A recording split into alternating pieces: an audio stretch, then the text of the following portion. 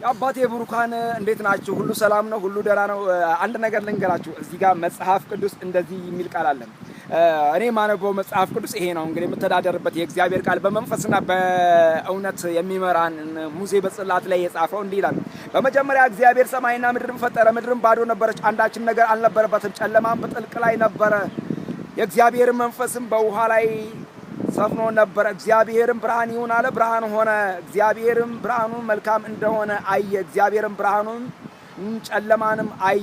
እግዚአብሔር ብርሃኑን ቀን ብሎ ጠራ፣ ጨለማውንም ሌሊት ብሎ ጠራው ይልና ይናገርና ይሄ ዘፍጥረት ላይ ነው የሚናገረው። ዮሐንስ ራእይ ላይ ሲሄድ ደግሞ እንዲህ የሚል ቃል አለ። ዮሐንስ ራእይ ላይ መጨረሻ ላይ ያለውን ቃል ላንብብላችሁ። ጌታ ለዘለዓለም ይባረክ። እንግዲህ ይሄ መጽሐፍ ማለት ይሄ መጽሐፍ እንዲህ ይላል። ጌታ ለዘለዓለም ይባረክ።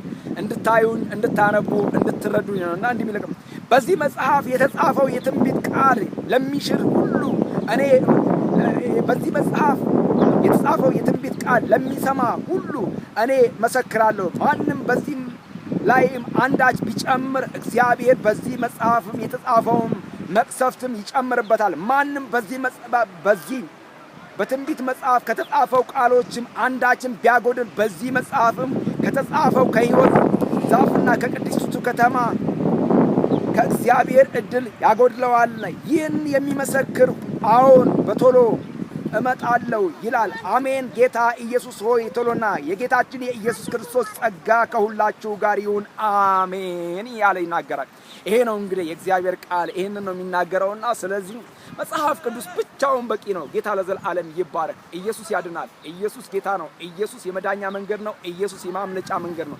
ኢየሱስ የመትረፊያ መንገድ ነው። እንግዲህ ይሄንን ነው የምናነብላችሁ። ከዚህ ሌላ ምንም ያድን ነገር የለም። ከዚህ ሌላ ምንም የሚጨመር የለም። ዳዊት ቢሆን ይሄንን አይተካውም። ቡካሬ ቢሆን ይሄንን አይተካውም። ኢየሱስ ክርስቶስ ግን የሕይወት ምንጭ ነው።